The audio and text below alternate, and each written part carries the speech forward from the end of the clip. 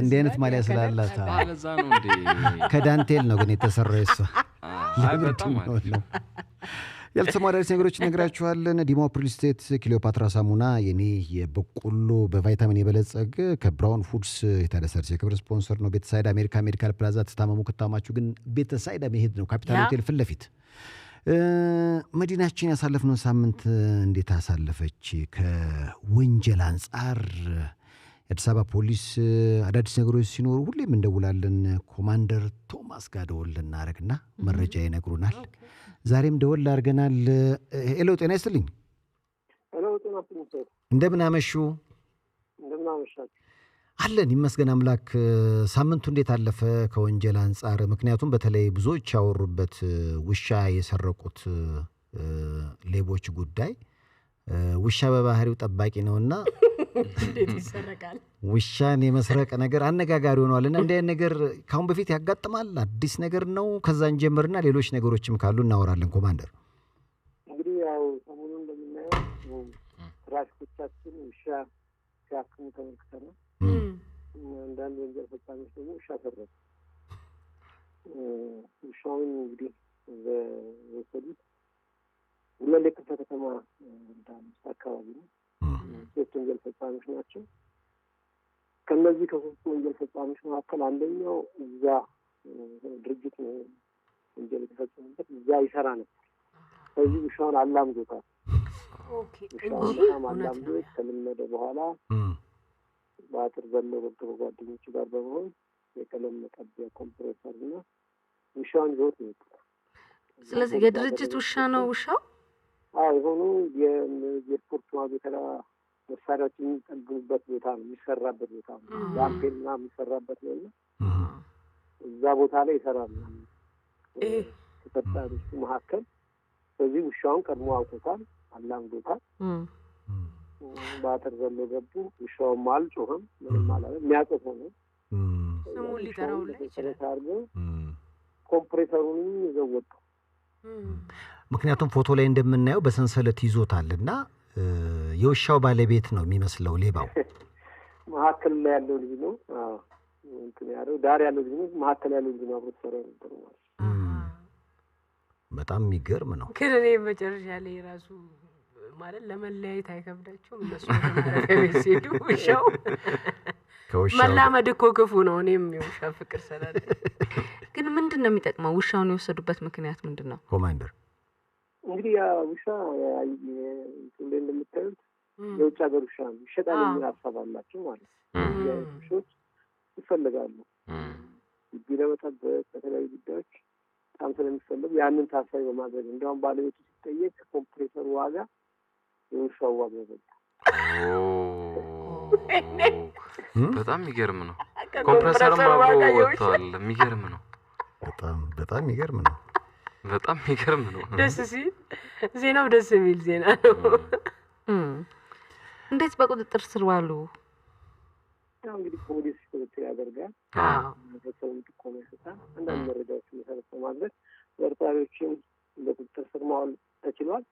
ከዛ ጋር በተያያዘ ደግሞ ሌላ ምንድነው ከተማችን ውስጥ በጣም የተፈጸሙ ልዩ ወንጀሎች አሉ። ፖሊስ ቁጥጥር ስር ያዋላቸው ሐሰተኛ ሰነድ ብቻ በመጠቀም ሐሰተኛ ሰነድና የጠፋ የተሽከርካሪ ሰሌዳን በመጠቀም ከ33 ሚሊዮን ብር በላይ የሚያወጡ ንብረቶችን የዘረፉ ሰዎችን በቁጥጥር ስር ውለው ምርመራ እየተጣራ ይገኛል። የሆነው ምንድነው አንድ ድርጅት የዋጋ ግምታቸው ወደ 33 ሚሊዮን ብር የሚጠጋ 22 በርሜሎችን የሞተር ዘይት ወደ ክልል ይዞ እንዲወጣ ከአንድ ግለሰብ ጋር ይነጋገራል።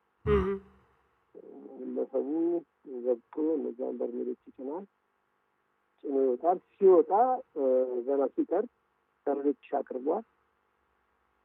የተሽከርካሪ ሰሌዳ፣ ራስ ሰሌዳው፣ እንጃ ፍቃዱ፣ ሊብሬም በሙሉ አስይዟል። እዛ በኋላ ተጭኖ ወጣ። ሲጠበቅ እዛ መድረስ ያለበት ቦታ ላይ ሲጠበቅ ሳይደርስ ቀረ። ቀጥታ መጥቶ ድርጅቱ ለፖሊስ ነው ሪፖርት ያደረገው ማለት ነው። ፖሊስ ይሄንን ጉዳይ ይመለከታል የሚለውን ያገናኘው ሰው ነበረ። በመሀል ደላላ ነበር። ያንን ሰው በቁጥጥር ስር አድርጎ ምርመራውን በማስፋት ሂደት ላይ ተጠርጣሪዎች ወደ 6 ወንጀል ፈጻሚዎችን በቁጥጥር ስር አውሏል። እዚህ ላይ የሚገርመው ነገር ምንድን ነው? አንደኛ ተጠርጣሪ ፖሊስ ለመያዝ ጥረት ሲያደርግ ለማምለጥ ሙከራ አድርጎ ነበረ። ተያዘ። የሚገርመው ነገር በጣም ውድ ሞባይል ይዞ ነበር። እሱም የሰባበረው ያ እንግዲህ ምን ያክል አደገኛ ወንጀል ፈጻሚ የሚያሳይ ነው። ለምንድን ነው ግን የሰባበረው? ኮማንድ መረጃ እንዳይያዝበት ነው። መረጃ እንዳይወጣበት በጣም ውድ የሆነ ሞባይል ሰባብሮ ነው የጣለው። በኋላ ላይ ፖሊስን ባደረገው ምርመራ ማጣራት ከዚህ በፊት በተመሳሳይ ወንጀል እዚህ የሚጠረጠርና በዘረፋ ወንጀል በነፍስ ግድያ የሚፈለግ ሰው ተገልጿል። ሌላው እናንተው ዌብሳይት ላይ ጠቅላይ ሚኒስትሩ የወዳጆቼን ስልክ የአዲስ አበባ ፖሊስ ተከታትሎ በሰዓታት እድሜ አስመልሷል የሚል መረጃ እያየው ነበርና እዚህ እንደውም ስልኮቹ የተመለሱትም ስልኮች ፎቶዎች እያየሁ ነውና በምን መንገድ ነው ሊባል ይችላል? ምክንያቱም ምናልባት ንጥቂያ ውስጥ ስላለና ሰሞኑን የምንሰማቸውም ከዛ ጋር የተገናኙ ስለሆነ ስለሱ መረጃ ቢሰጡን። እንግዲህ ጠቅላይ ሚኒስትራችን ያስተላለፉት መልዕክት አለ። ልክ ነው። የውጭ ሀገር ዜጎች ላይ ነው እንደዚህ ለማታለል ከስለ ስልኮቻቸውን ሰርቀዋቸው ነበር። ፖሊስ ባደረገው ክትትል ሌሎች የሚመለከታቸው ባለድርሻ አካላት ባሉበት በቁጥጥር ስር ሊውል ይችላል። ምንድን ነው ከተባለ አንደኛው እንግዲህ አሁን ከተማችን እየዘመነች ነው። ለመዘመናችን ደግሞ ማረጋገጫ ስማርት ፖሊስ ስቴሽን ተቋቁመዋል። ከዛ ማሻገር ክትትል የሚደረግ ልዩ በየቦታው ላይ ካሜራዎች ተተክለዋል።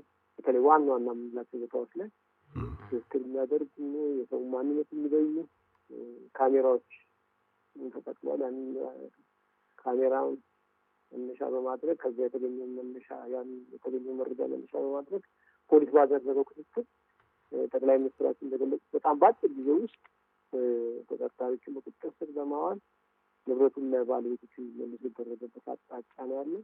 ይሄ እንግዲህ ከመዘመናችን ጋር የተያዘና ከቴክኖሎጂ ማስፋፋት ጋር የቴክኖሎጂ መጠቀም አቅማችንን ከማጎልበት ጋር አብሮ የሚያያዝ ነው ማለት ነው። እንደዚሁ በተመሳሳይ በተመሳሳይ ቁስ እየተጠቀሙ የሞባይል መሸጫ ሱቆችን እየከፈቱ በጣም በርካታ ስልኮችን የሰረቁ ወንጀል ፈጻሚዎችን በቁጥጥር ስር ውለዋል። እነዚህ ወንጀል ፈጻሚዎች በተለያዩ ክፍለ ከተሞች በቂርቆስ፣ ልደታ፣ ቦሌ አካባቢ ነው የተለያየ ተመሳሳይ ቁስ በመጠቀም ወንጀሎች ሲፈጽሙ የቆዩት። የተለያዩ ወንጀሎችን ሲፈጽሙ ነበር።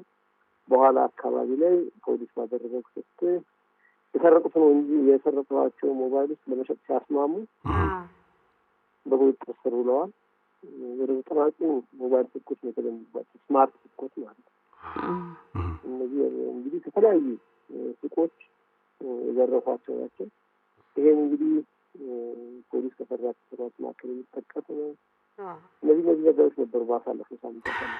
ይኸው እንግዲህ ሁሌም የታዲያስ አዲስ ተባባሪ ናቸው ከአዲስ አበባ ፖሊስ ህዝብ ግንኙነት ኮማንደር ቶማስ ከታዲያስ አዲስ ጋር ስላደረጉት ቆይታ ከልብ ነው የምናመሰግነው።